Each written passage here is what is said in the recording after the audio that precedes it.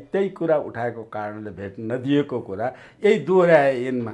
ऊ प्रधान औपचारिक मन्त्री जाँदाखेरि त भेट कार्यक्रममा भएको भेट त दिएनन्, यही कुरा उठाएको भनेपछि अब नेपाली जनताले यसले गर्दा नेपाली जनताले जुन मोदीप्रति हिन्दू राष्ट्रप्रतिको आस्थाको कारणले मोदीको जय जयकार गर्ने नेपाली जनतालाई रुष्ट बनाए मोदीले। इन्डियाले 11वटा लौरा लिएर 11जनासँग लड्ने लट्ठै त इन्डियाले खडा गर्यो भने त्यो राजा नेपालको राजा वीरेन्द्र एउटै लट्ठीले 11वटालाई ढाल्ने क्षमता राख्छ भन्ने इन्डियन पत्रिका निकालेको छ त्यसबाट। अनि यो चाहिँ अवस्थाको राजा चाहिँ युरोपियन युनियन त पञ्चायत व्यवस्था थालनीदेखि बिपी कोइरालादेखि नै लागेको लागि छ। अमेरिकाको सिनेटरले राजा वीरेन्द्रलाई वर्षको 1 दर्जन सिनेटरले नबेचेको कुनै वर्षै छैन। त्यस्तो अवस्थामा नेपालमा चाहिँ अमेरिकन सिनेटरको एकरो एउटै कुरा हुन्थ्यो, नेपालमा धर्म प्रचार गर्न देऊ, हिन्दू राज्य मात्रै न, यही मात्रै अमेरिकाको थियो, अरू केही थिएन। त्यो बोली भनेको युरोपियन युनियनले बोकेर त्यसलाई संस्थागत रूपमा युरोपियन युनियन मार्फत अमेरिका आयो पछि। अनि मोदीले नेपाललाई देखेको हाँकेको कुरा र मोदीले चाहिँ प्रचण्डलाई गनेको कुरा त्यही घटनाबाट सुन्नु न। 5 वर्ष 4 वर्ष अगाडि चाहिँ जुन बेलाको, तर प्रचण्डले त्यति बेला पनि हुङ्कार गरेको थिए, मैले मोदी र सी जिनपिङलाई चाहिँ भेट गराउने म दुईटालाई जोड्ने काम गरेँ भनेर गरेँ। तर त्यस बेला कति इन्सल्ट, त्यो प्रचण्डलाई त मान्छे नगनेर चाहिँ त्यहाँ गएर त्यो यो घरमा काम गर्ने कुल्ली सरहको व्यवहारको दुईटा सोभरियन कन्ट्रीको प्रमुखले पदासीन प्रमुखले कुरा गरिराखेका बेला मोदी विशेष छिरेको यसको इन्सल्ट त त्यस बेलादेखि भएछ। आजको कुरा किन गर्नुहुन्छ? अमेरिकाको उग्र रूपमा देखिएर खोलेर सञ्चालन भएका कम्युनिस्ट पार्टीहरू थुप्रै मध्ये कहिलेदेखि भन्दाखेरि जबदेखि 52 सालदेखि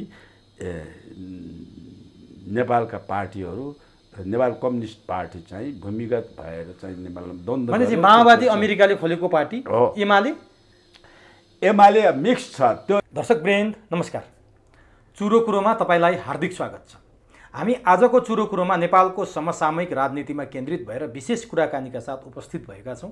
नेपालको राजनीति यति बेला अत्यन्तै तरल अवस्थामा छ। त्यो पनि शक्ति राष्ट्रहरूको यहाँ नेपालप्रतिको इन्ट्रेस्ट हेर्ने हो भने पछिल्लो समयमा अमेरिकी प्रतिनिधिमण्डलको भ्रमण, अमेरिकी विदेश उपमन्त्री अथवा तिब्बत मामिला हेर्ने मन्त्री उजराजियाको नेपाल भ्रमण, शरणार्थी शिविरको त्यो भेटघाट जुन कुरा सरकार बेखबर रह्यो, त्यसपछि अमेरिकाको इन्डो पेसिफिक क्षेत्रका सैन्य प्रमुखको नेपाल भ्रमण र एसपीपीका विषयमा भएका कुराकानी र लगत्तै चिनिया कम्युनिस्ट पार्टीका अन्तर्राष्ट्रिय विभाग प्रमुख लिउ चिन्चाओको भ्रमण र सँगसँगै लिउ चिन्चाओको भ्रमण सकिँदा नसकिँदै नेपालका पूर्व प्रधानमन्त्री माओवादी केन्द्रका अध्यक्ष पुष्पकमल दाहाल प्रचण्डको भारत भ्रमण र त्यसले निम्त्याएका जटिलता, भारत भ्रमणमा देखिएका विवाद, नरेन्द्र मोदीसँग भेट हुन्छ भनेर हुङ्कार गर्दै गएका प्रचण्ड भारतबाट हात्ती आयो फुस्सा भन्दै आए, तैपनि विमानस्थलमा आएर मोदीले नभेटेकोमा मलाई कुनै टेन्सन छैन भनेर बोल्न बाध्य भए। प्रचण्डको भारत भ्रमण केका लागि थियो? किन मोदी भेट्छु भनेर किन भेट भएन? चिनिया कम्युनिस्ट पार्टीका नेता नेपाल आएको केही समय बित्दा नबित्दै प्रचण्ड किन भारत गएका थिए?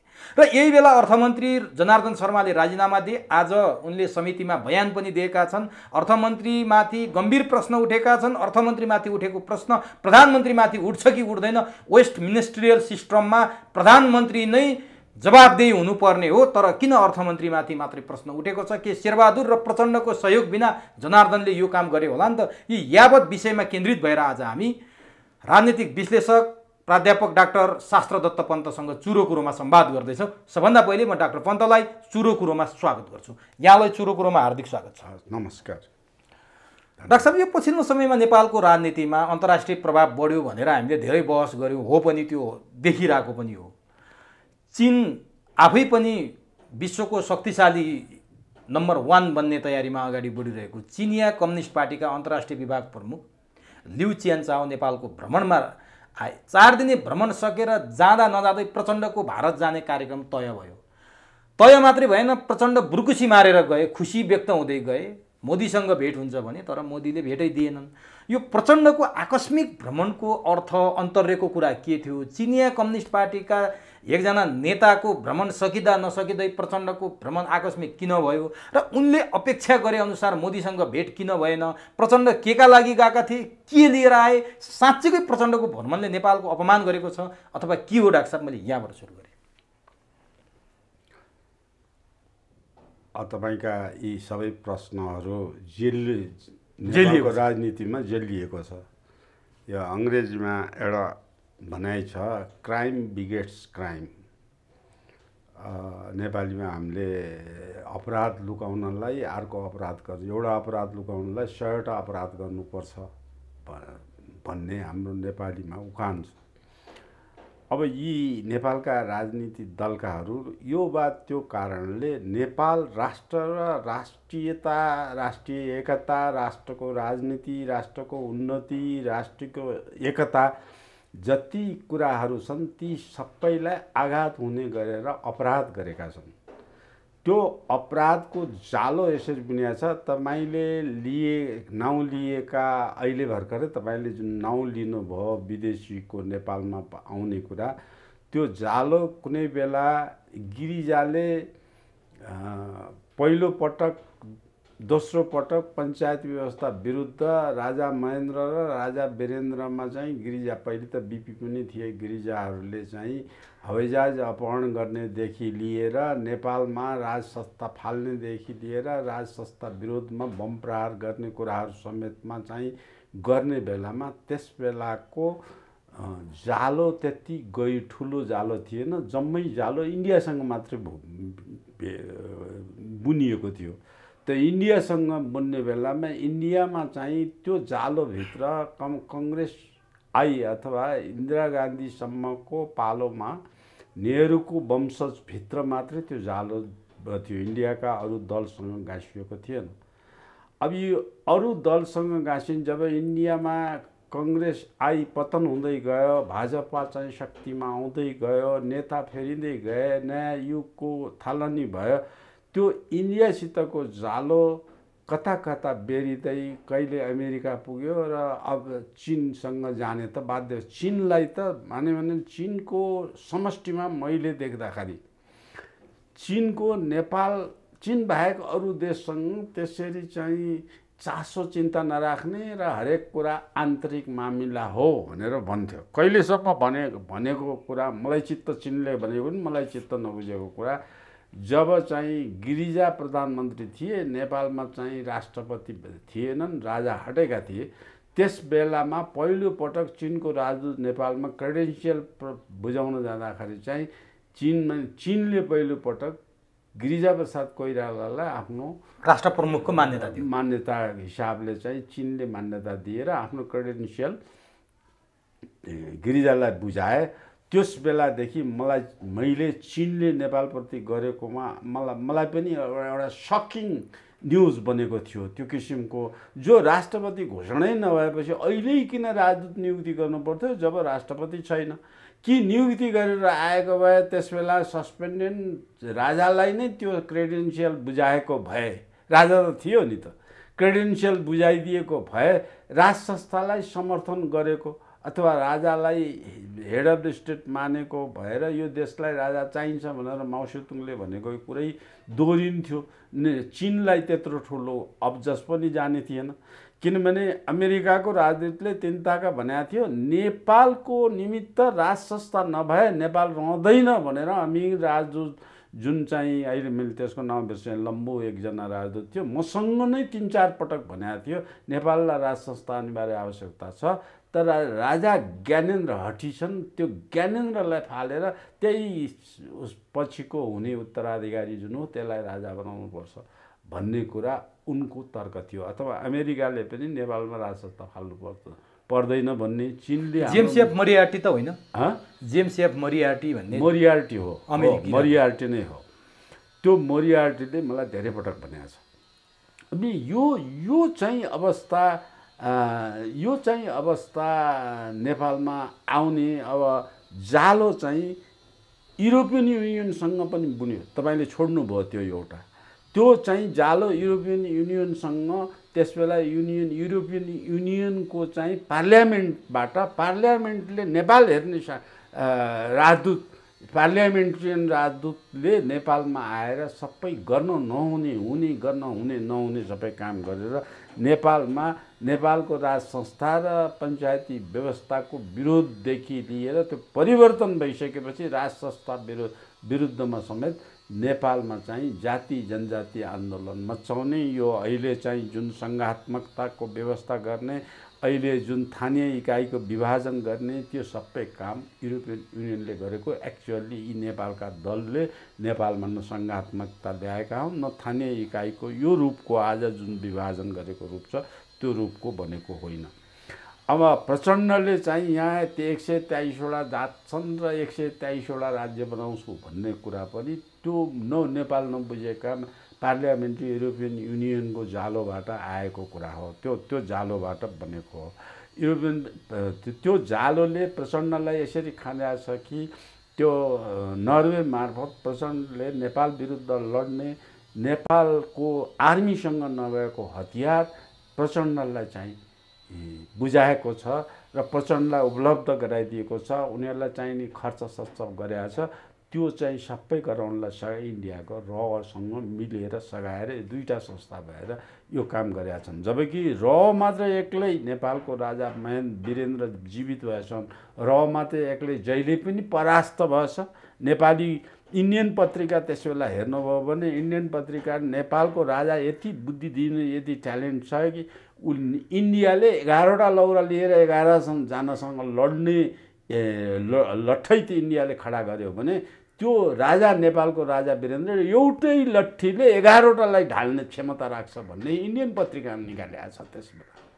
अनि यो चाहिँ अवस्थाको राजा चाहिँ युरोपियन युनियन त पञ्चायत व्यवस्था थालनीदेखि बिपी कोइरालादेखि नै लागेको छ। अमेरिकाको सिनेटरले राजा वीरेन्द्रलाई वर्षको 1 दर्जन सिनेटरले नबेचेको कुनै वर्षै छैन।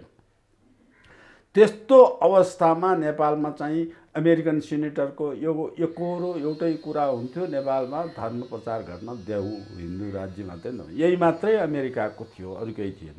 त्यो बोली भनेको युरोपियन युनियनले बोकेर त्यसलाई संस्थागत रूपमा युरोपियन युनियन मार्फत अमेरिका आयो। पछि त्यो कहिले आयो भने जब रले एक्लै नेपाल विरुद्ध खेलेका षड्यन्त्र सबै भत्काइदियो राजा वीरेन्द्रसम्म, अनि मिसनरिजले नेपालमा खेलेका सबै भूमिका राजा वीरेन्द्रले मात्रै होइन ऐश्वर्यले एक्लै भत्काइदिए। त्यस किसिमको कुराको अवस्था नेपालमा भएको। तर यो दरबार हत्याकाण्ड बनाउनु पर्नेको पछाडि चाहिँ यी रहस्यमय कुराहरू छन्। दरबार हत्याकाण्ड आखिर राजासँग के भने यो हत्याको योजना षड्यन्त्रात्मक राजनीतिमा वर्ल्डमा हत्याको योजना त्यस बेला विश्वभरिको हत्या, नेपालको मात्रै होइन विश्वभरिको हत्या के हुन्छ जब त्योसँग कुनै उपायले परास्त भइँदैन अनि मात्रै षड्यन्त्रको यो तानाबाना बुनिन्छ। अब नेपाल त्यो तानाबानाभित्र परेको छ। नेपालमा चाहिँ यस्तो कुरा बुझ्ने राजा दरबारमा मैले बुझेको दरबारमा राजाको वरिपरि बस्ने घेरोले यस्तो कुराले लामो सोच राखेर कहिल्यै नि सोच्ने माग्थे राजा सधैँ पनि मैले घेरोमा देखिनँ धेरै। अब त्यो महेन्द्रका पालामा थिए जुन बेलामा नेपाल स्वतन्त्र देश होइन, नेपाल चाहिँ एउटा भारतको प्रोटेक्टोरेट स्टेट हो, अमेरिकाको पोर्टियोरिको अथवा बेलायतको चाहिँ फकल्यान्ड जसरी उनीहरूको प्रोटेक्टोरेट स्टेट हो त्यस्तै नेपाल पनि हो भन्ने कुरामा विश्वलाई प्रभाव जमाएर विश्वलाई तथ्य दिएर नेपाल कहिले स्वतन्त्र मुलुक हो, कहिल्यै पनि कसैको उपनिवेश भएको प्रमाण पुर्याएर नेपाल युएनको मेम्बर बनाउनलाई राजा महेन्द्रले जुन योगदान दिएर नेपाललाई सफल बनाएको थियो, त्यो किसिमको त्यो बेलाको राजाको वरिपरि बस्ने जुन तगडा घरानाहरू राजा वरिपरि बस्थे त्यो तगडा वीरेन्द्रको पालामा आउँदा धेरै कमजोर भयो। वीरेन्द्रले एक्लै त्यो घेरोलाई वास्ता नगरिकन एक्लै नेपाललाई जोगाएर बसेको। यदि दरबार हत्याकाण्ड नभएको भए राजा वीरेन्द्रले नेपालमा यो अवस्था हुने अवस्थाबाट पराजय गराउँथे, युरोपलाई पनि गराउँथे, रलाई पनि गराउँथे, सबैलाई बनाएर बस्थे। त्यही डरले अथवा त्यो जुन किसिमको वीरेन्द्रले पराजय गर्ने अवस्थाको आकलन गरेर पूर्वानुमान गरेर नै वीरेन्द्रको कत्लेआम गरिएको हो। अब मलाई त त्यस्तै लाग्छ। मलाई जब मान्छेले चाहिँ त्यो यो मान्छेमा होइन अरू जङ्गल जनावरमा पनि यो कुरा लागु हुन्छ कि तपाईँले बिरालोलाई घर कोठाभित्र खोलेर भाग्ने ठाउँ नराखिकन तपाईँ लट्ठीले हान्नुभयो भने बिरालो उफ्रेर तपाईँको घाँटीमा गएर ठ्याक्कै घाँटीमा लिएर तपाईँको यो ऊ नै फुटाइदिन्छ, घाँटीको ब्लिडिङ गरेर तपाईँले चाहिँ हत्या मारिदिन्छ, मान्छेलाई मार्न सक्छ बिरालोले। त्यस्तो किसिमको जब उपाय लाग्दैन, अन्तिम उपाय लाग्दैन, तब मान्छेले हत्याको षड्यन्त्र खोज्न थाल्दछ। त्यसकारण आज नेपालको राजनीतिमा पाकिस्तानको हत्याका कुरा हेर्नुहोस्, चाहे अमेरिकाभित्रकै हत्याका कुरा हेर्नुहोस्, त्यो चाहिँ जब मान्छे धेरै बौद्धिक स्तरले धेरै माथि हुन्छ अनि एडमिनिस्ट्रेटिभली क्यापेबल हुन्छ अनि त्यसमा चाहिँ आर्थिक स्थितिबाट सम्पन्न बनाउने क्षमता राख्छ, त्यसको विरुद्धमा चाहिँ यसरी खडा हुन्छ। राजा वीरेन्द्रको योजना चाहिँ नेपाललाई सन् 2000 सम्म एसियामा सबभन्दा धनी बनाउने भनेर योजना बनाएका थिए, जुन योजना इन्डियालाई टार्गेट गरेर बनाइएको थियो, जुन योजना चाहिँ इन्डियाभन्दा सम्पन्न हुने भनेर नेपालमा चाहिँ कुनै पनि वस्तुलाई कसैले नाकाबन्दी गरेर नेपाल आफ्नो चाहिँ त्यो नाकाबन्दीको प्रभावबाट मुक्त गर्ने योजना बनाएको थिए। त्यो योजनामा स्पष्ट धार थियो, त्यसमा बेसिक निडमा नभई नहुने मान्छे बाँच्न चाहिने 128वटा वस्तु आइडेन्टिफाई गरेका थिए। त्यो 128वटा वस्तु कसैले नाकाबन्दी गरेर, कसैले भनेको इन्डियाले गर्छ धेरै जसो, नाकाबन्दी गरेर नेपाललाई प्रभाव नहुने, कि नेपाल विश्वमा विचित्र ग्लोब भएको भूगोल भएको मुलुक हो कि नेपालमा चाहिँ नुन पनि नेपालभित्र छ, सुन पनि नेपालभित्र छ। नेपालका त कारण तपाईँ गण्डकी नदी भन्नुभयो भने अहिले नदीको जम्मै बालुवा छान्यो भने एक दिनभरिमा एक रति जसले पनि उत्पादन गर्न सक्छ, अहिलेकै बालुवामा छान्यो भने पनि। अब त्यो किसिमको नुन सुन भन्ने नेपालमा अहिले झट्टै भेट नभएको चाहिँ के हो भने पेट्रोल एकजना 129वटा आइडेन्टिफाई वस्तुमध्ये 128वटा नेपालबाट पूर्ति गर्न सकिन्छ र एउटा पेट्रोलियम पदार्थ चाहिँ नेपालबाट पूर्ति हुँदैन, त्यो बाहिरबाट ल्याउनुपर्छ। त्यो इन्डियाले पनि दिएको छैन।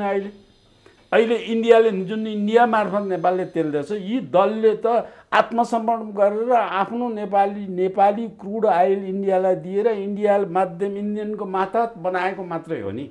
त्यो चाहिँ त चीनले राजा वीरेन्द्रले त्यो तेलको लागि योजना त इन्डिया बाहेकबाट ल्याउने बन्दोबस्त गरे नि। इन्डिया बाहेकबाट ल्याउने वस्तु रुसबाट क्रुड आइल किन्ने, त्यो किन्ने दलबाट लिएर आएर त्यसलाई सिङ्गापुरमा रिफाइनरीमा चाहिँ लैजाने, सिङ्गापुर रिफाइनरीबाट चाहिँ नेपालमा आएको त्यो तेल नेपालमा ल्याउने भनेर योजना अलमोस्ट भइसकेपछि इन्डिया आत्मसमर्पण गर्यो नेपालमा राजा वीरेन्द्रको योजनासँग, र त्यो तेल सिङ्गापुरलाई नदेऊ, हामीलाई देऊ, हामीले रिफाइनरीबाट रिफाइन गर्छ, तिमीलाई जति ल्याएको त्यति तिमीलाई दिन्छौँ। अझै इन्डियाको प्रस्ताव त के थियो भने रिफाइनरीबाट आउने बाई प्रोडक्ट हामीलाई सिटीमा देऊ, तिम्रो तेल हामीले सिटीमा रिफाइन गरेर जतिमा परेको जस्ता नेपाललाई दिन्छौँ भन्ने इन्डियाको प्रस्ताव थियो।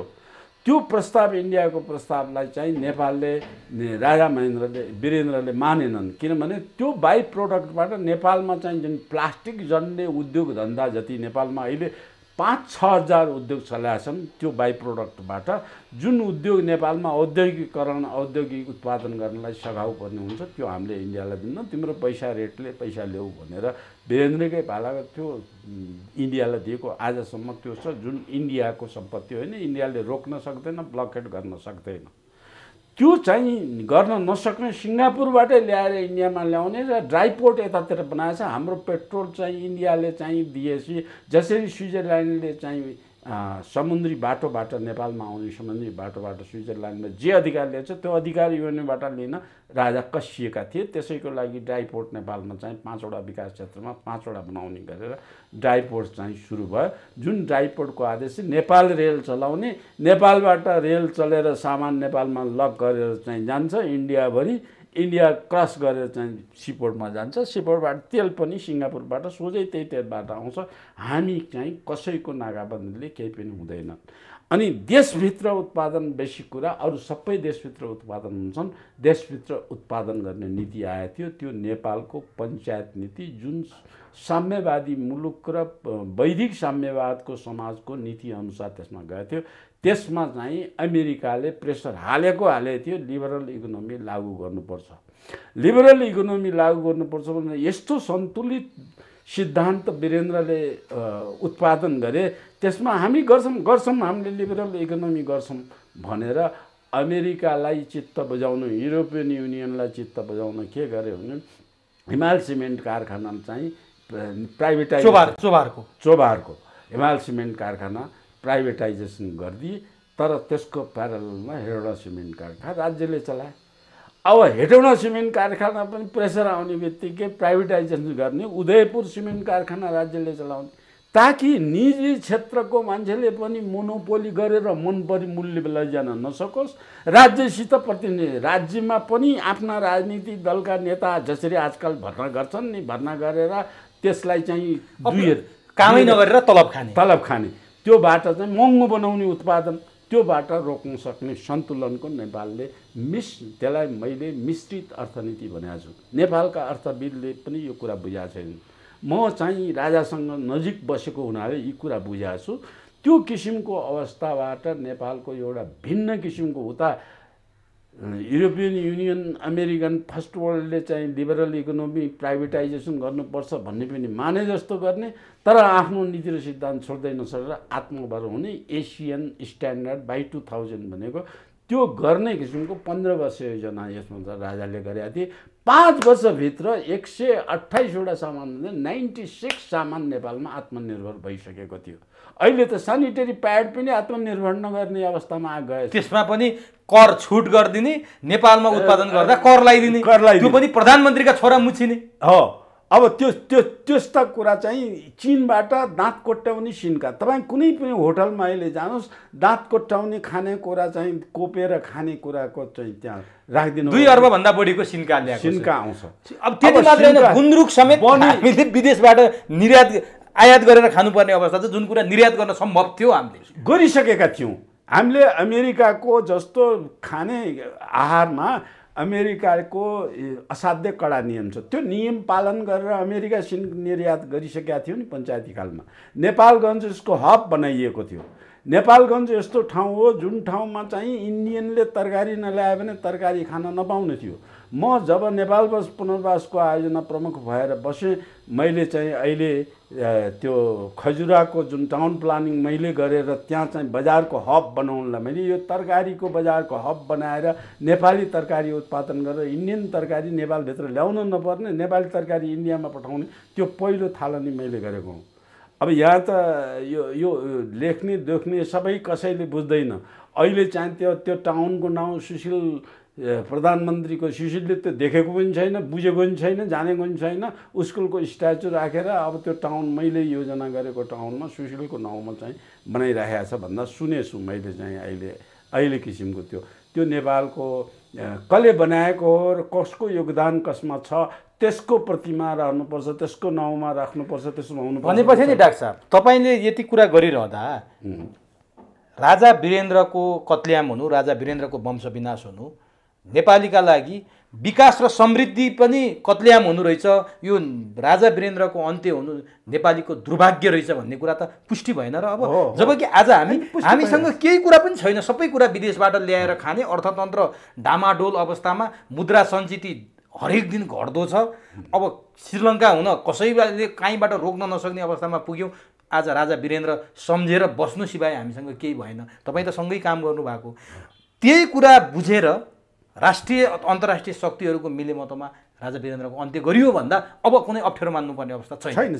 मैले त सुरुदेखि मैले त्यसै बेला त्यही साल तत्कालै निकालेको कम्पेरेटिभ कन्स्टिट्युसन अफ नेपालको किताबको भूमिकामा मैले दरबार हत्याकाण्ड यसरी भएको हो भन्ने कुरा मैले इन्डिकेट त्यसमा गरेको छु, बाहिरबाट गरेको।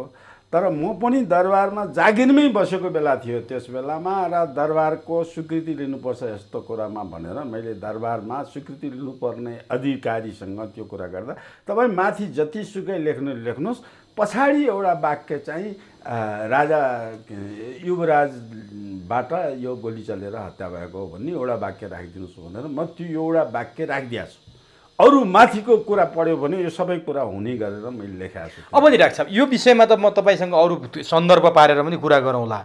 अब सन्दर्भ दुईटै गए, वीरेन्द्रको जन्मोत्सव पनि गयो, हत्याकाण्ड भएको दिन पनि गयो, फेरि आउने दिनमा हामी कुरा गरौँला। अब कहाँनिर जाउँ भने राजा वीरेन्द्रको सामु भारतले आत्मसमर्पण गरेको थियो भनेर डाक्टर साहबले अघि इङ्गित गर्नुभयो, त्यो दिन पनि रहेछ। आज हामीलाई त कहाली लाग्छ त्यो दिन सुन्दाखेरि। राजा वीरेन्द्रसँग आत्मसमर्पण गरेको भारतले अहिले पुष्पकमल दाहाल प्रचण्डलाई के का लागि निमन्त्रणा गर्यो र के का लागि प्रचण्ड यहाँबाट हात्ती बनेर गए विमानस्थलमा मेरो मोदीसँग पनि भेट हुन्छ, आएर लगत्तै चिनको भ्रमण गर्छु भनेर बडो उत्साही भएर गए, उताबाट फर्किँदा मुसो बनेर नेपाल आउनुपर्ने भयो। न मोदीले भेट दिए, न प्रचण्डलाई त्यहाँ एउटा भूतपूर्व प्रधानमन्त्रीलाई हुनुपर्ने सम्मान केही भयो। उनी एस जयशङ्करको घरमा गएर भेटेका छन्, अजित डोभालको घरमा गएर भेटेका छन्। एस जयशङ्कर त त्यो नाइट गाउनमा, नाइट ड्रेसमा उनले भेटिरहेछन्। त्यो सबै कुराले ख्याल गर्दा त्यो राजा वीरेन्द्रसँग आत्मसमर्पण गर्ने भारतले आज देशै मेरो मुठीमा छ भनेर हुङ्कार गर्ने प्रचण्डलाई किन त्यस्तो अभिगत बनाइदियो? के का लागि बोलाएको थियो, के का लागि त्यो अवस्था बनाएर पठाइदियो? डाक्टर साहब, तपाईँ अघि नै मैले भनिसकेँ, एउटा अपराध छुडाउन 100वटा अपराध गर्नुपर्छ। यिनले अपराध गरेका छन्, त्यो अपराध छुडाउनु त अहिलेको मात्रै कुरा किन गर्नुहुन्छ? जुन बेलामा चाहिँ चीनका राष्ट्र प्रमुख इन्डियामा भिजिट गरेका थिए, नेपालमा प्रचण्ड त्यस बेला पनि भिजिट गरेका थिए।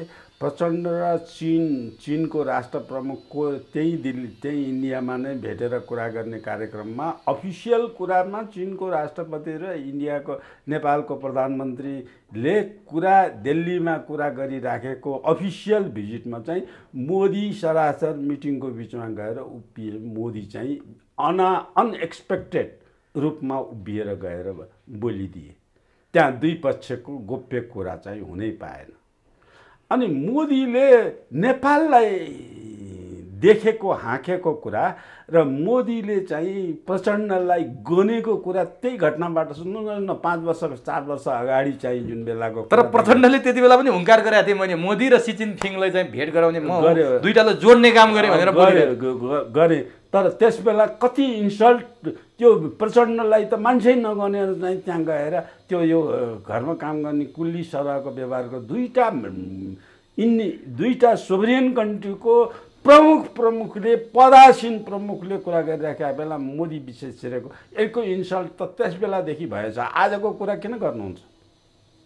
आजको कुरा त कुरै होइन, बोलाएर गएकै होइन। यसमा चाहिँ इन्डियाले भनेको कुरा गर्नलाई चाहिँ त्यो डोभाल र परराष्ट्र जयशङ्करले चाहिँ अनि यो जसरी भए पनि यो नागरिकता ऐन पास गरे र इन्डियनलाई सकेसम्म नेपालमा हुल्ने वातावरण चाहिँ इन्डियाको त्यो भारतीय काङ्ग्रेसको नेहरूको पालाको चाहिँ सरदार वल्लभ भाइ पटेलसँगदेखिको नीतिलाई अहिलेसम्म कार्यान्वयन गर्नलाई लगाइरहेको त्यो नागरिकतालाई छोडेको छैन। त्यही पास गरिदेऊ भन्ने त्यसका लागि आदेश दिन बोलाएको। अब आदेश दिन डोभालले र चाहिँ जयशङ्करले दिइसके। अब त्यहाँ मोदीले भन्नुपर्ने केही जरुरतै छैन, मोदीले भेट्नुपर्ने कुनै कारण छैन। अब अर्को चाहिँ त्यसको बदलामा चाहिँ प्रचण्डले त्यहाँ गएर मागेको के कुरा हो भन्दाखेरि हामीलाई यो आउँदो चुनावसँग यो नफुटाइदेऊ, गठबन्धन नफुटाइदेऊ भन्ने उनको माग हो। यति कुरा, त्यो कुरा भइसकेपछि मोदी जस्तो विश्व जगतले मानेर एउटा ट्यालेन्ट अवस्थामा विश्व जगतले मानेको नेतालाई यो भारे भुरेलाई चाहिँ गएर समय दिन्छन्। त्यो अफिसियल त्यो कुरा भयो। त्योभन्दा अहिले त यिन त कुनै पदमा नभएको मान्छे गएको बेलामा दिने कुरा भयो। पदमै भएको परराष्ट्र मन्त्री चाहिँ अफिसियल भिजिटमा इन्डियामा गएको बेलामा मोदीले भेट दिएनन्, किनभने उनीहरूले नेपालको सीमाको कुरा, यो सीमा समस्या समाधान गर्ने कुरा चाहिँ उसले राख्ने भएको थियो, जो इन्डियाले चाहिँ त्यो लिपुलेख लिम्पिया धुराको कुरा, लिपुलेख इन्डियाको धुरा, त्यो नेपालसँग नेपालीले विरोध गरेको त्यो के भनेदेखि त्यो चाहिँ जम्मू काश्मीर इन्डियामा चाहिँ विलय गराएपछि जम्मू काश्मीरको नक्सा समेत हालेर भारतको नक्सा बनाउनलाई, नयाँ नक्सा बनाउने बेला त्यो मात्रै बनाए भए नेपालीले चिडिएका थिएनन्, हामी चिडियो थिएन, मैले कलम चलाउनु पर्ने अवस्था थिएन, मैले त बोल्नुपर्ने अवस्था थिएन। जबकि त्यो नक्सासँगै नेपालको पनि लिम्बियाधुरा पनि त्यही नक्सामा, त्यही जम्मू काश्मीरलाई विलय गराउने नक्सामा नेपालको पनि हालेर विलय गराए। त्यो गराएको भएर चाहिँ न त मोदीप्रति त आस्था नेपाली जनताको हिन्दू राष्ट्र, हिन्दू राजा बनाउने, हिन्दू राष्ट्रको पक्षधर भनेर नेपाली जनता नेपालीको मोदीप्रति त छुट्टै आस्था थियो। तर नि डाक्टर साहब, मोदीको हिन्दू राष्ट्र अथवा उनी हिन्दू धर्मका बारेमा चाहिँ मोदी खुलेरै बोल्छन्। पार्टी नै हिन्दू धर्मको संरक्षण गर्ने पार्टी भाजपा। अचम्मको कुरा, पुष्पकमल दाहाल प्रचण्ड धर्मनिरपेक्षताको कुरा गर्छन्। नेपालमा गणतन्त्र, धर्मनिरपेक्षता, समावेशिता, सङ्घीयताको एजेन्डा मेरो एजेन्डा हो भन्छन्। सरस्वती हेर्दा प्रचण्डको एजेन्डा र मोदीको एजेन्डा त दुई ध्रुव हो नि। उनी हिन्दू राष्ट्रको, हिन्दू धर्मको वकालतको कुरा गर्छन्, यिनी ठ्याक्कै हिन्दूको विरुद्धमा। त यस्तो पात्रलाई भाजपा अथवा मोदी अथवा एस जयशङ्कर अथवा जेपी नड्डाले किन बोला होलान् भन्ने चाहिँ यहाँ नेपालीहरूमा खुल्दुली छ क्या। यो दुई ध्रुव। तपाईँहरू पत्रकार जगतलाई पनि यो कुरा भ्रम छ। भ्रम के छ भने, म तपाईँहरू पत्रकार छु भने प्रचण्डको बाउ पुजारी घर घरै गएर पूजा गर्ने, हिन्दू धर्मको भिखारी गएका, माधव नेपालको बाउ पुजारी घर घरै गएर, बाबुरामको बाउ पुजारी घर घरै गएर काम गरेर खाने, यिनको धर्मभित्र, यिनको धर्म आस्थाभित्र छैन भनेर बाहिर देखाउनलाई माधव नेपालले क्रिया गरेनन्। तर तिनले जुठो बारे, जुत्ता कपडाको लाए, एक साग खाए, बाहिर बसेर क्रिया नगरेर, तर उसको मनले सधैँभरि गरेका छ, मानेका छ। त्यो बाउको क्रिया गरेका छन् माधवले। यो दुईतिर दोहोरो, खालि कम्युनिस्टले मान्दैन भन्ने बाहिर कम्युनिस्टलाई देखाउनु। प्रचण्डले चाहिँ यहाँ आएर छोरो मर्दाखेरि, बाउ मर्दाखेरि चाहिँ जुत्ता लाएर, छालाको जुत्ता लाएर चाहिँ त्यो दाह संस्कार गर्ने ठाउँमा गएर त्यो जुत्ता चाहिँ टेलिभिजन तिनताकाको हेर्नुभयो भने मानिसले त्यो चासो राखेर जुत्तालाई देखाइदिएछ, जुत्तालाई गरेछ। छोरालाई दाह संस्कार गर्दा मुड्की हावामा उठाएर दाह संस्कार गरेछ। तर त्यो मान्छेले चाहिँ यहाँ चाहिँ राजनीति गडबडी भयो, फाँसीको सजाय हुने हेगमा लैजाने भयो, त्यसबाट बच्न के उपाय गर्नुपर्छ भनेको कोशीमा गएर भैँसीदानसम्मको कुराहरू गरे। तिनको आत्माभित्र, तिनको भित्र ती हिन्दू होइनन् र हिन्दूभित्र छैनन् भन्ने कुराहरू छैनन्। अब यहाँ चाहिँ केपी ओलीले चाहिँ वाइनको, होली वाइन खाएर गर्ने कुरामा पशुपतिमा लगेर फेरि कति किलोको 130 किलोको सुनको चाहिँ जलारी चलाउने किसिमको र राम मन्दिरलाई चाहिँ त्यहाँ गएर धर्म पेश गर्ने कुराहरू, यो सबै कुरालाई सञ्चार जगतले यिनीहरू नास्तिक हुन् भनेर बुझ्ने होइन। बुझ्नुपर्ने के हो भने सञ्चार जगतले बुझ्नुपर्ने कुरा म तपाईँलाई बताउँछु। यिनीहरूको जिनमा वैदिक संस्कारको, सबैको जिनमा वैदिक संस्कारको संस्कार, संस्कृति, सभ्यता सबै टाँसिएको छ, जिनमा छ। यिनीहरूको डिएनए खोलेर हेऱ्यो भने त्यो डिएनएमा सबै आउँछ। यिनीहरूको त्यो बाहिर देखावटी गर्ने, किन देखाउनु पर्यो भने अब कम्युनिस्टहरू यस्तो हुनुपर्छ भनेर यिनीहरूलाई जुन टाप लगाएको भेडे शिक्षा भन्छन्, त्यसलाई भेडोको जस्तो भेडो बनाउने, कम्युनिस्टलाई भेडो बनाउने शिक्षा यिनीहरूले लाए चाहिँ यिनीहरूले अब त्यो कार्ल मार्क्सको किताबमा चाहिँ एउटा वाक्य चाहिँ यसमा चाहिँ उनले भन्न खोजेको गलत वाक्य कम्युनिस्टहरूले बुझ्छन्। कार्ल मार्क्सले भन्न खोजेको उल्टो बुझेका छन्, जुन बुझेको कारणले चाहिँ यो अफिम हो। धर्म भनेको अफिम हो। धर्म भनेको अफिम भनेको कुरालाई यसरी बुझ्नुहोस्, साम्यवादी भनेको अफिम हो। आफ्नो मनले नचाहेको कुरा पनि साम्यवादी पार्टीले निर्णय गर्यो भने मान्नुपर्छ। पार्टीमा आफ्नो स्वतन्त्र विचारले अन्याय गर्नुहुन्न भनेर बोल्ने कुरा पनि पार्टीले भने मान्नुपर्छ। अहिले चाहिँ त्यो कुराको विरोध अलिअलि चाहिँ संसदमा एकजना महिला के चौधरी, सपना चौधरी कि शान्ता चौधरीले बेला बेलामा यो ऐन विधेयक पास गर्ने बेलामा चाहिँ उनले मन लागेको कुरा बोल्न थालेको छ। त्यो एकजना मैले त्यहाँ बोलेको देख्छु। गङ्गा चौधरी कि शान्ता चौधरी? गङ्गा चौधरी, यस्तै के चौधरी हो। त्यो चाहिँ कमसेकम नेपालको इन्डियाका 2-4 जना मान्छे आएर अहिलेकै नागरिकता ऐनको विरुद्धमा पनि बोलिरहेछन् उनीहरूले। भोलि गएर यहाँ चाहिँ 10,000 साम्यवादी चिनको विरोध गर्ने इन्डियामा यो कानुन इन्डियाबाट ल्याएर इन्डियनका चाहिँ बाउका नेपाली सन्तानले चाहिँ पाएकोबाट इन्डियन बाउलाई नागरिकता दिने विधेयक लिएर आउने बेलामा अब 10,000 भन्दा बढ्दा चाइनिज तिब्बती नेपालमा बसेकाले नेपालीलाई बाउ बनाएर बिहा गरेर बसे किन गरिराखेको छ। तपाईँहरू तथ्याङ्क नेपाल सरकारले नराखेको मात्रै हो। नेपालमा चाहिँ जति पनि पोखरा चाहिँ सेल्टरमा तिब्बती शरणार्थी राखे, जति चाहिँ मैले पुनर्वासमा चाहिँ आयोजनामा चाहिँ पुनर्वासमा मैले नेपाली तिब्बतीहरूलाई नेपाली नागरिकता दिएर पुनर्वासमा चाहिँ घर दिएर राखेको छु मैले पुनर्वास आयोजनामा, त्यस्तै गरेर चाहिँ त्यहाँ ढोरपाटनमा पुनर्वासको ढोरपाटनमा बसेका सेल्टरमा जति तिब्बती बसेका छ ती सबै अविवाहित केटी जतिले जम्मै नेपाली केटालाई बिहा गरेर बसेका छन्। तपाईँ बुर्तिवाङमा जानुभयो भने बुर्तिवाङ नगरमा सबभन्दा ठुलो घर नेपाली एउटा मान्छेको छ, जुन नेपाली मान्छेको सबभन्दा ठुलो घरमाथि हेलिकप्टर चाहिँ राख्ने समेत घर बनाएको छ, जुन घरको पुँजी तिब्बती केटीले त्योसँग बिहा गरेर बनेको पुँजी हो। अब यस्ता नेपालभरि थुप्रै घटनाहरू छन्। अब यो घटना यो नियमले भएपछि त्यो मात्रैको कुरा होइन, जर्मनसम्म बिहा गरेको नेपाली केटी, अङ्ग्रेजसँग बिहा गरेको नेपाली कोटी, जापानिजसँग बिहा गरेका, अमेरिकनसँग बिहा गरेका नेपालमा केटीहरू थुप्रै छन्।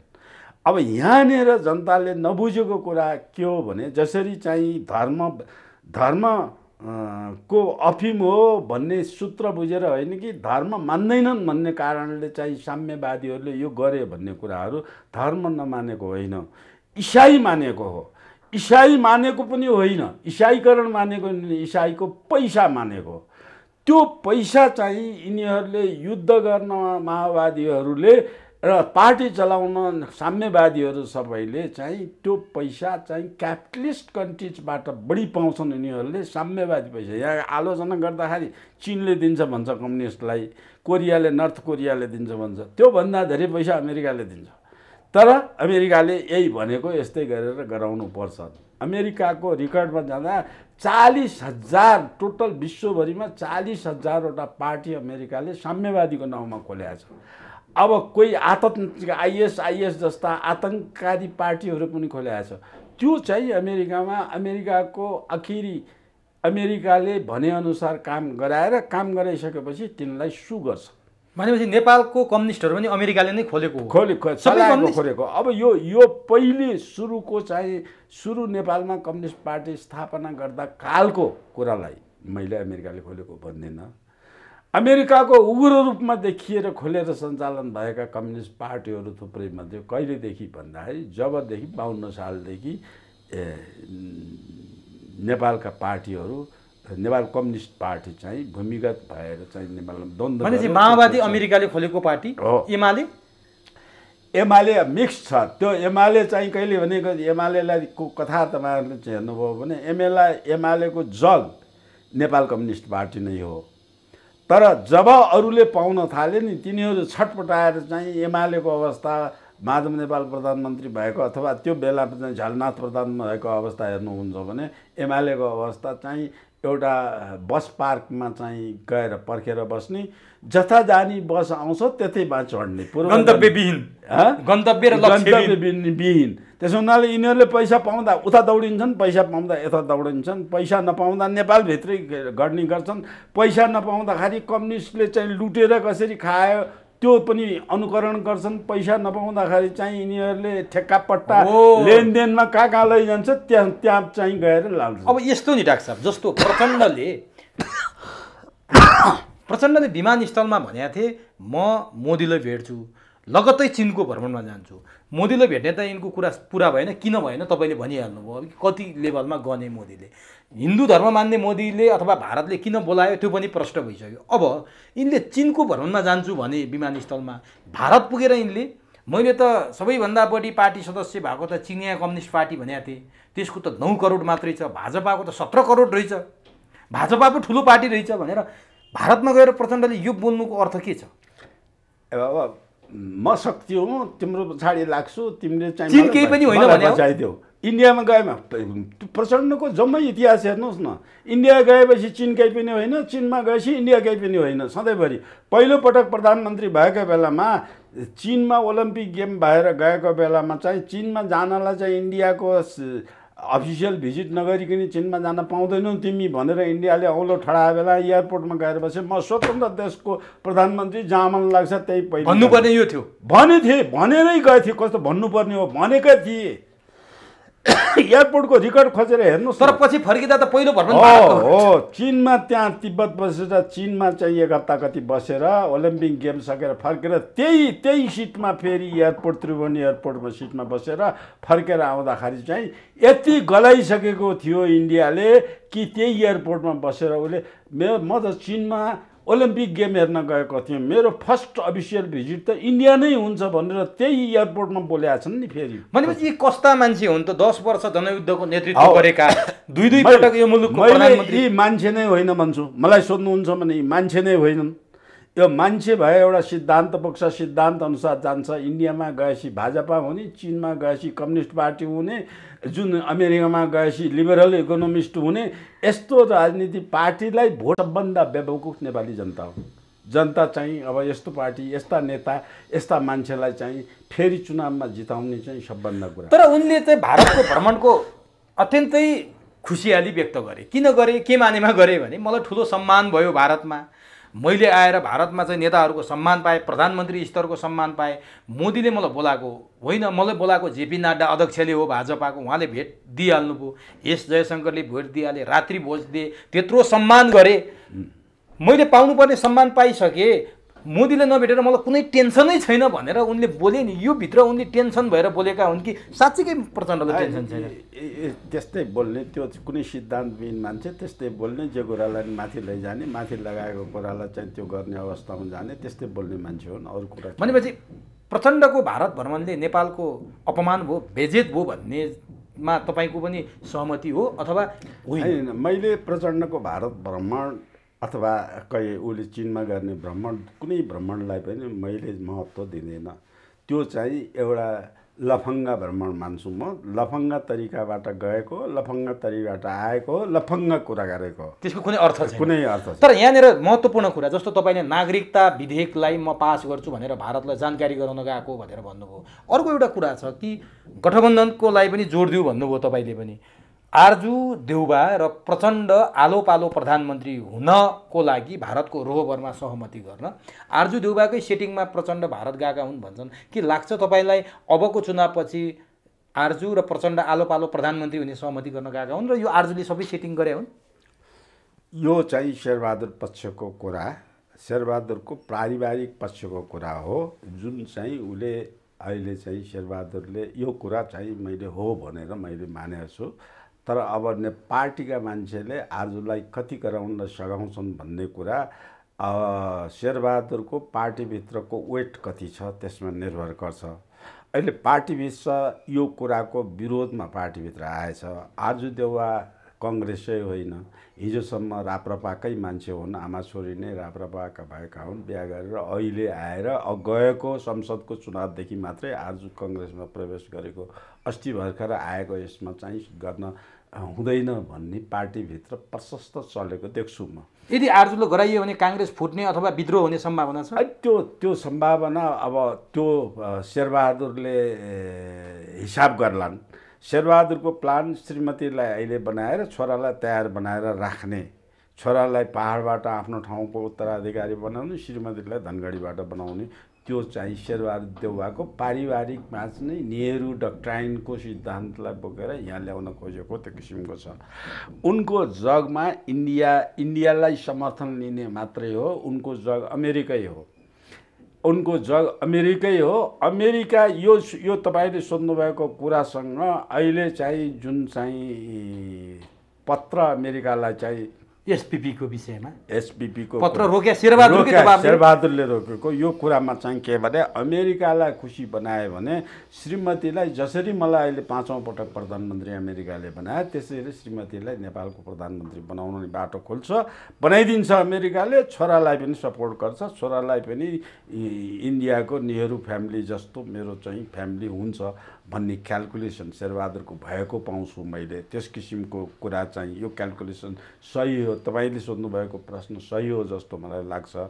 यो कुराको रणनीति त्यहाँ गएर त्यो रणनीतिलाई सघाउ पुर्याउन प्रचण्डलाई पनि त्यही बेला बोलाएर ओके ठिक छ मैले समर्थन गर्छु भन्ने बनाउने वातावरणको निमित्त त्यो बन्या छ। त्यो मैले भने जस्तो त लाग्दैन, तर बनाउने प्रयत्न छ, बनिसकेको छ। इन्डियाले यस्ता साना कुरा देखिने गरेर हात हाल्छ भन्ने कुरा, त्यसमा पनि नेहरू जस्तो ट्यालेन्ट मान्छेले, मोदी जस्तो ट्यालेन्ट मान्छेले यो काम गर्छ भन्ने जस्तो मलाई लाग्दैन। अब त्यसो हो भने प्रचण्डले मोदीसँग भेटे त सार्वजनिक बोलेर गएका थिए, तर त्यहाँ गएर इपिजीको बारेमा कुरा उठाए र प्रचण्डले 1950को असमान सन्धिको पुनरावलोकनको कुरा उठाइसकेपछि मोदी चिरिए र नभेटेका हुन् भन्ने छ। तपाईँलाई लाग्छ त्यो सत्य हो? कुरा उठाएको त हो नि प्रचण्डले। अहिले त्यो चाहिँ सत्य हुन सक्छ, मैले सत्य, किनभने मोदीले नेपालको त्यही कुरालाई इपिजीको रिपोर्ट लिएर गएको परराष्ट्र मन्त्रीलाई त्यही कुरा उठाएको कारणले भेट नदिएको कुरा यही दोहोऱ्याए यिनमा। ऊ औपचारिक मन्त्री जाँदाखेरि त भेट कार्यक्रममा भएको भेट त दिएनन्, यही कुरा उठाएको भनेपछि अब नेपाली जनताले यसले गर्दा नेपाली जनताले जुन मोदीप्रति हिन्दू राष्ट्रप्रतिको आस्थाको कारणले मोदीको जय जयकार गर्ने नेपाली जनतालाई रुष्ट बनाए मोदीले। त्यो मोदीलाई चाहिँ नेपालको नेता मानिसकेका थिए, नेपाली जनताले मोदीलाई नेपालको पनि नेता मानिसकेका थिए। त्यो अवस्थामा यति तल नेपालको अवस्था अहिले गिर्यो कि अब मोदी घृणाको पात्र हिन्दू नेपालका हिन्दूबाट मोदी घृणाको पात्रमा पस्ने अवस्था आएछ। मोदीलाई वल्लभभाइ पटेलको सिद्धान्तले खाइदियो, मोदीको मानसिक सोच नै बदलिदियो। वैदिक शासन पद्धतिमा मोदी आउला भन्ने हाम्रो आशा, किनभने नेपालमा आएर चाहिँ ऋषिमनले यो सङ्कल्प गर, ऋषिमनले सोचा यो तपोभूमि नेपाल हो, यो तपोभूमिको इज्जत राखा भनेर चाहिँ नेपालमा चाहिँ हिन्दू राष्ट्रको उद्भव थलो भनेर चाहिँ हिन्दू राष्ट्रको चाहिँ तपोभूमि भनेको रिसर्च सेन्टर हो वैदिक कालको। यो अनुसन्धानशाला हो। के को अनुसन्धान गर्ने? ज्ञान र विज्ञानको। नेपाल चाहिँ ज्ञानको अनुसन्धान गर्ने, विज्ञानको अनुसन्धान गर्ने। अहिले विश्वभरि नासा भन्ने जस्ता संस्थाहरू चाहिँ विज्ञानको मात्रै अनुसन्धान गर्छ। नेपालले विज्ञानको पनि गर्छ, ज्ञानको पनि गर्छ। त्यो चाहिँ अनुसन्धानशालालाई मेन्टेन गराएर राख्नुपर्छ भन्ने मोदी एउटा लिपुले कालापानी सुस्ताको सानो कुरालाई लिएर अब त्यो गएर जम्मू काश्मीरलाई चाहिँ नेहरूले 3-4 पटक सही गरेको छ। यो प्लेबिसाइड गराएर अथवा त्यहाँका जनतालाई जनमत गराएर त्यसमा 3टा प्रश्न राखेका छ, स्वतन्त्र हुने कि पाकिस्तानमा मिसिने कि इन्डियामा मिसिने।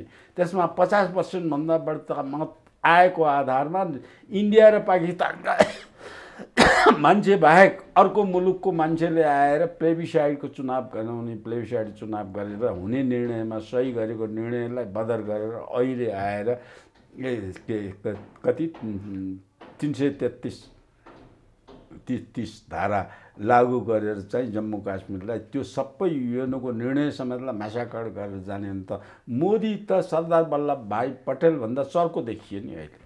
अब ठिक छ, यो विषयमा अलिकति तपाईँले पनि आशंका गर्नुभयो केही न केही होला, तर प्रचण्डले लिपुलेक लिम्पियाधुरा र कालापानीको विषय, चुच्चे नक्साको विषय उठाउने हिम्मत त गरेनन् भारत पुगेर। फेरि त्यो हिम्मत गरे भन्छन् उनले, कससँग गरे? डोभालसँग र परराष्ट्र मन्त्रीसँग गरे।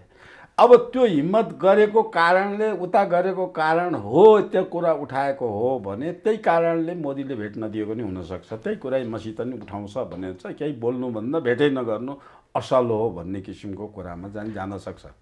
अब तर तपाईँ प्रचण्डको चरित्र बुझ्नु भएन कि? प्रचण्डको चरित्र बुझ्नु, ऊ जे गरेर आफूलाई फाइदा हुन्छ त्यो गर्ने मान्छे हो। प्रचण्डले यो हेटौडा सम्मेलन भएको बेलामा प्रचण्डले प्रस्ताव राखेको होइन, नेपाल र भारतको सीमा समस्या जनमत सङ्ग्रहबाट गर्नुपर्छ भन्ने मान्छे होइन। उसले के गर्न तयार छ? ऊ सत्तामा बस्नुपर्छ, उसलाई हेगमा लैजानबाट रोकिदिनुपर्छ, जे पनि गरिदिन्छ। त्यो त्यो पनि गर्ने मान्छेको कुनै भ्यालु छ? मेरो हिसाबमा त्यो मान्छे होइन, भ्यालु नै छैन। अब त्यसो भने डाक्टर साहब, म अन्तिमतिर छु। नेपालको अवस्था अत्यन्तै तरल भएको र देशै नरहने अवस्थामा पुगेको धेरै विश्लेषक विज्ञहरूले विश्लेषण गर्नुहुन्छ। चौतर्फी नेपालमा कहिले चिनिया इन्ट्रेस्ट छ, कहीँ भारतीय इन्ट्रेस्ट छ, युरोपियन युनियनको इन्ट्रेस्ट छ, अमेरिकाको इन्ट्रेस्ट छ। यो त हामी बेखबर छैनौँ, किनभने चीनका शक्तिशाली नेता पनि केही दिन अगाडि आए, त्योभन्दा अगाडि अमेरिकाका शक्तिशाली नेताहरू आएका छन्। यो भइरहेको अवस्थामा राजा ज्ञानेन्द्र यति बेला बैङ्ककमा छन्, भोलि फर्किँदैछन्। तपाईँ र म कुराकानी गरेको केही समयमा राजा ज्ञानेन्द्र नेपाल फर्किन्छन्। बैङ्ककमा केही न केही खिचडी पाकेको छ, नेपालमा ठुलै राजनीतिक उथलपुथल हुँदैछ। चीन र भारत पनि नेपालमा राजा नहुने हो भने अमेरिकाबाट असुरक्षित हुन्छौँ भन्ने अवस्थामा पुगेर उनीहरूकै सहमतिमा थाइल्यान्डमा महत्त्वपूर्ण भेटघाट भएको छ। नेपालमा राज संस्था फर्काउने अन्तिम तयारी छ भन्ने व्यापक चर्चा सुनिन्छ। डाक्टर साहबलाई लाग्छ कि देश त्यो दिशातर्फ गएको छ? यस्तो भन्न लागेको धेरै लामो समय भयो। अब त्यो कुराको नजिक गएर यस्तै फङ्ग बोल्ने मान्छे प्रचण्डले पनि राज ओज जुन हुन्छ नि, त्यो चाहिँ राष्ट्रपतिमा हुँदो रहेछ भनेर प्रचण्डले पनि बोलेका छन्। केपी ओलीले राजाको भाषणको ड्राफ्ट मैले लेखेँ हूँ भने वैशाख 11 को हो, त्यो ड्राफ्टमा राजा हटाउने कुरा छैन भन्ने केपी ओलीले भने। अब यहाँ कम्युनिस्टका चाहिँ अरू पाखा लाएर बसेका नेताहरू राजा चाहिन्छ भनेका छन्। होइन, यसमा चाहिँ यो गणतन्त्रको बेलायतको अथवा युरोपियन युनियनको पत्रकार भएर बसेको चाहिँ रविन्द्र मिश्रले राजा नभई हुँदैन भन्ने अवस्थामा आइसकेका छन्। होइन, यो सबै किसिमको कुरा महसुस गरेको कुरा हो। यो सबैमा चाहिँ मलाई भन्नुहुन्छ चीनले गलत भूमिका खेलेको कारणले राज संस्था गएको हो। चीनमा राज संस्था चाहिँ चीनले चाहिँ दरबार हत्याकाण्डको बारेमा पनि तत्कालै चासो राखेन। अब दरबार हत्याकाण्डको विषयमा चाहिँ नेपालको राजासँग चीनले सङ्गतै गरेन कि त्यो सङ्गत गरेको भए त्यो जाँचपच गर्नु पर्थ्यो, त्यो हत्या भएको ठाउँ सुरक्षित राख्नु पर्थ्यो, इन्टरनेसनल डेलिगेसन बोलाएर इन्टरनेसनल एक्सपर्ट बोलाएर त्यसको खोजी हुनु पर्थ्यो। सबै एउटा चाहिँ त्यो उ गरेर युवराजले हत्या गर्यो भन्ने कुरामा त्यत्तिकै हाहाका भएर चाहिँ सबै बस्यो युवराज। जबकि जम्मै एभिडेन्सले अहिले बाहिर भएका अप्रमाणित भनौँ एभिडेन्स छन्, अप्रमाणित एभिडेन्सले चाहिँ सबभन्दा पहिले त युवराज नै मारिएको थियो, युवराजलाई गोली हानेको थियो। युवराजको देब्रे कञ्चनमा गोली हानेको छ, दाहिने मान्छे ऊ आफै गोली हानेको होइन। चीनले त्यो बेला पनि इनिसिएसन लिन सकेन। राज संस्थाको चीनको मुख्य कुरा जुन माओ सेतुङले नेपालको राजाप्रति, नेपालको हाम्रो मित्र भनेको नेपालको राजा हो र नेपालको राजालाई तलमाथि हुन हामीले दिन्नौँ, नेपालको राज्यको सुरक्षालाई चाहिँ चीनले चासो राख्छ, त्यो सुरक्षालाई चाहिँ हामीले तलमाथि हुन दिन्नौँ भन्ने माओ सेतुङको नीति जुन महेन्द्रसँग भइरहेको थियो, त्यो नीतिमा चीनमा बदलिएको उत्तराधिकारीहरूले त्यसलाई अवलम्बन गरे। अहिले पश्चातापमा छ चीन छ, अहिले चीन पनि पश्चातापमा छ, इन्डिया पनि भारत पनि पश्चातापमा छ। यी दुईटाको पश्चाताप बराबर नेपालमा राज संस्था आउन सक्छ एक ठाउँमा मिल्यो भने? अब यो कुरा यस्तो छ, हेर्नुहोस्, यो कुरा यो दुईटा मिलेर ल बनाऊँ भनेर भन्ने वातावरण मिल्दैन। किन भन्ने वातावरण भन्छ? पोलिटिकल सिस्टम चीन साम्यवादी, इन्डिया पुँजीपति। अब इन्डियालाई पुँजीपति बनाएर पाकिस्तान छोडेर हाम्रो समर्थनमा आऊ भन्ने लबीमा अमेरिका इन्डियामा आएर लबीमा आएर नेपालमा चाहिँ एमसिसी पास अमेरिकाले इन्डियाको मद्दत दिएर गराएछ। अब त्यो नेपालमा अमेरिकाले सेना ल्याएर राख्न खोजेको छ, त्यो सेना चीनको विरुद्ध लड्ने भनेर चाहिँ अमेरिकन भूमिका छ। जबकि चीन र इन्डियाको बिचमा नेपाल जत्रै भूभाग चाहिँ विवादमा छ, त्यसको लागि युद्ध भइरहेछ, चीन र इन्डियाको बिचमा युद्ध भइरहेछ। अब चीन तटस्थ बसेर युक्रेनको केसमा चीन तटस्थ बसेर चाहिँ कतैतिर पक्ष देखाएको छैन।